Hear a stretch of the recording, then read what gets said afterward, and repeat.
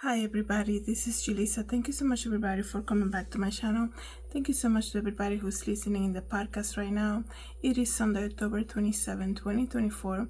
I wanted to come here and speak to you guys about an unfortunate incident that happened this week, and this time it happened in Minneapolis. But before I continue, I want to say thank you so much to everybody who listens to the podcast on Spotify. Thank you so much for following me on Spotify. Also, I want to say thank you to everybody who's listening, using Apple Podcasts and YouTube. Thank you to the YouTube subscribers. I do want to say something real quick for the YouTube subscribers.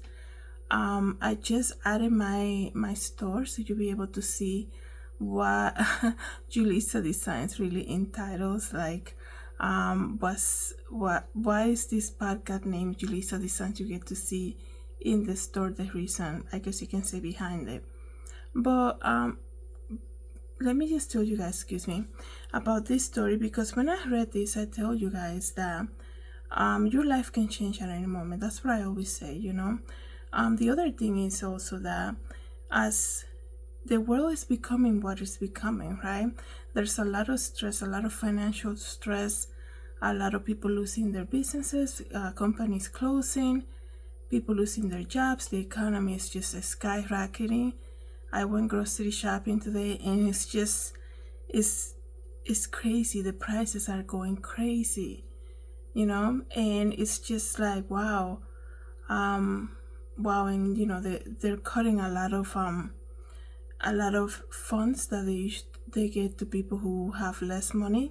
So it's just not to bring any type of fear, but I'm saying, like, once you see it, it's like, wow, what is going on? Why is it like that? And then even if you order food out, even if you go and order food, you're still paying so much money, and the portions get smaller and all of that stuff.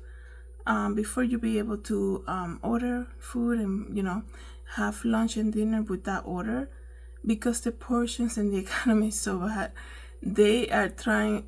businesses are struggling so much, so they're charging you more and giving you less. And we can all see that, right? We've been seeing it for a few months now, right? I think right before the summer too. But okay, so the story for today, you guys, is a unfortunate incident. A neighbor almost killed his other neighbor, okay? And the reason that this story caught my eye, besides the fact that it's very tragic, it's a hate crime, number one. It's tragic, and also the crazy thing about this story is that the police were already aware that there is a situation that was happening, right? What a nightmare would be for anybody to buy their home. Like, that's one of my biggest thing, because I'm very sensitive to noise, and if you're spending so much money to buy your own place, right, and you come home and like perhaps you have neighbors that they let their kids play outside until like 10 p.m. and you perhaps you want to check in early, I guess you can say, to get ready for a job early in the morning. There's a lot of people who work overnight at hospitals and things like that, and then you're buying a house, you spend so much money, and then you get the neighbors that just don't want to be neighborly to you, right? They're rude. You complain about noises and they continue to do it, even like on purpose, to annoy you. And that takes some type of human mentality for somebody to know that somebody said, hey, I have a problem, like your noise is waking me up early in the morning. What you're doing is causing me anxiety and things like that. Yeah, you get yourself you're humble yourself when you go express what's going on, and instead of them doing something about it, they actually get worse, right? There's people who do that. A lot of people who live in apartment buildings deal with something like that, and it's almost like somebody taking your parking spot, and they already know that belongs to you. They already know that's your assigned parking. They continue to do it on purpose. That takes some type of humankind, right? That is crazy. Like, there are people who get their pride out of stupid stuff like that, right? Instead of having an opportunity to be nice to somebody, and act like a human, like a normal person. They do crazy stuff like that. So this story is about a white Minneapolis man was charged with attempted murder this past Thursday after allegedly shooting his black neighbor in the neck for touching a tree following an ongoing dispute. But the failure of police to arrest the suspect has angered city council members. I saw a press conference that the police did about this, and it was shocking for me. To be honest, it was shocking for me to see. I don't know who it was. It was the police chief or somebody was speaking, saying how they're not gonna go and bust the door open and arrest somebody. Like, isn't that what police normally do? When they have a warrant for somebody, they go to their house, and basically, if they don't want to open the door, they go forcibly go in the house and take that person and arrest that person. This police chief, that's why people are angry in the community, because it was already a known issue. Okay, and the police is saying we went to the suspect's house numerous times, and he never wanted to open the door, and at times we didn't know if he was even there. Like, what type of weak police activity is that? Like, who's paying? Like, it makes you think, like, who's paying these people to do something like that, right? So it says here that the Hennepin County Attorney's Office filed charges against John Herbert in connection with the Wednesday shooting of Davis Moturi. The office said he received the case on Thursday and immediately charged the suspect with attempted murder, first-degree assault, and felony harassment and stalking, and hence, it says here, for racial bias. At the time of the shooting, the suspect had 3 active warrant arrests against him, including one for threat of violence against his neighbor and other 3 warrant arrests for violence against his neighbors. It shows in some of the documents. Like, what? Well, since when? Like, it's laughable because it's so ridiculous. Since when, guys? If they have a warrant for your arrest, since when? They're gonna show up to your house and you're gonna be like, I'm not opening the door. And they're like, okay, we'll come back tomorrow. Like, there is a warrant for your arrest. And this police chief is trying to justify why they didn't bust the door and went in to get the suspect. Like, that's crazy. Something else is going on here. There's definitely some type of cover-up or something else going on here. For this couple who bought their house, right? I think it was December of 2023. And they immediately began having issues with this neighbor. Harassment, stalking, and they, like I said, the police were aware of what was going on. And then the suspect had 3 warrants for his arrest. The police is saying, we're not going to just bust in and arrest the guy. I don't understand what that is. So, as of Saturday, as of yesterday, the suspect who almost killed his neighbor, he has not been arrested by the Minneapolis police. Okay? On Wednesday, Maury was pruning a tree on his property when he was shot. There's a video of this whole thing, right? Like, you're doing your thing in your house and you have a dispute with your neighbor. There's a warrant for his arrest. You're just being in your safe place, doing your thing in your backyard, taking care of trees, and out of nowhere your neighbor's gonna come and shoot you in the neck. Obviously he was trying to basically kill this guy. Thank God he survived, okay? Like, it's crazy, you guys. So the David Moturis, the victim here, says he had a fracture his spine, had 2 broken ribs and a concussion, and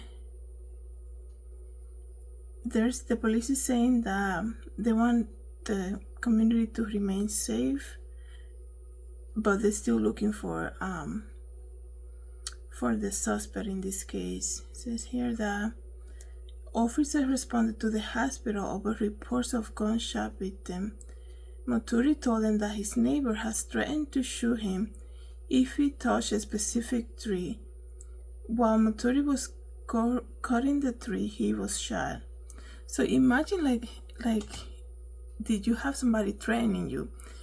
Basically, since you move in, right? Making your life miserable, right? Stalking you, harassing you, recording you probably, right?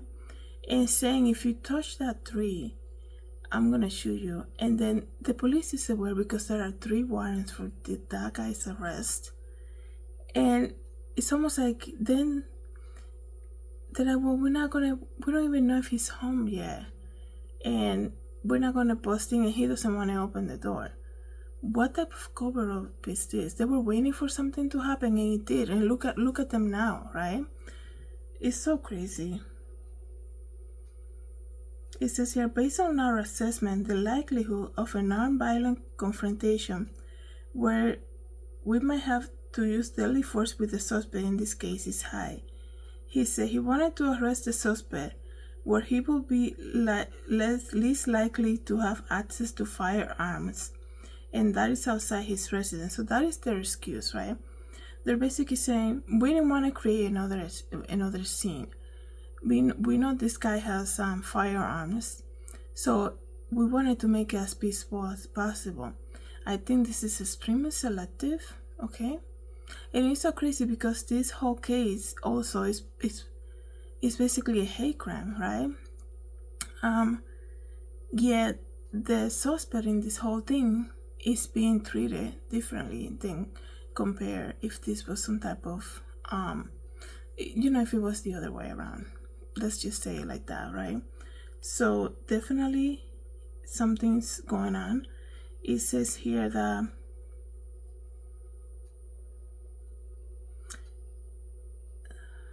let me see what else I can tell you about this story. Well, they're still looking for him as of yesterday afternoon. When I was searching about this story, I didn't see that any information that he was already arrested. One thing I'm gonna tell you guys is this, right? That there was a GoFundMe created for the victim here. He suffered, like I told you guys, a fractured spine, 2 broken ribs, and a concussion. And now, probably the breadwinner in that house, in that home, right, is in the hospital suffering from this.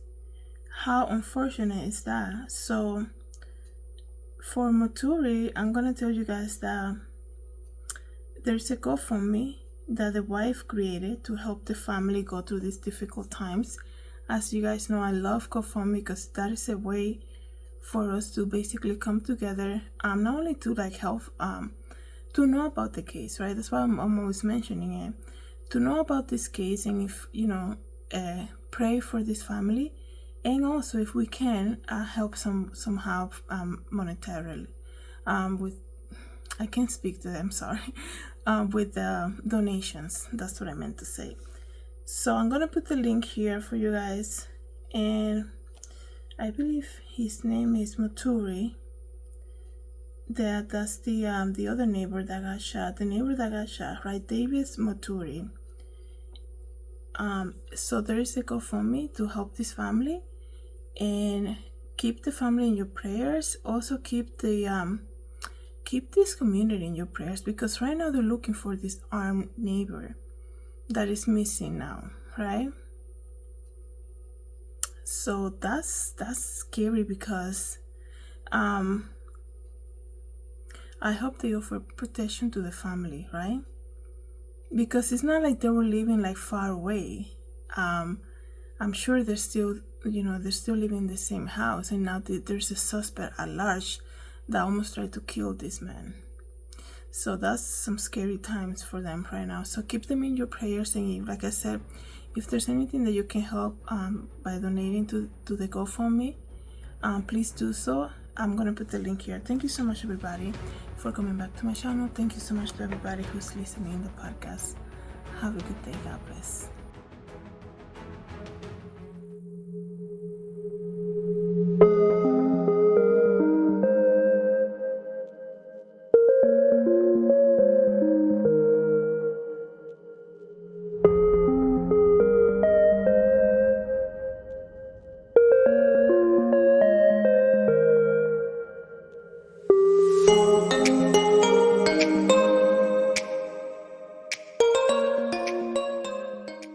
Hi everybody, this is Julissa. Thank you so much for coming to my YouTube channel. I hope you liked the video. Don't forget to subscribe and share. And if you want to know more about me, you can visit my website, Julissadesigns.com. Have a good day everybody. God bless.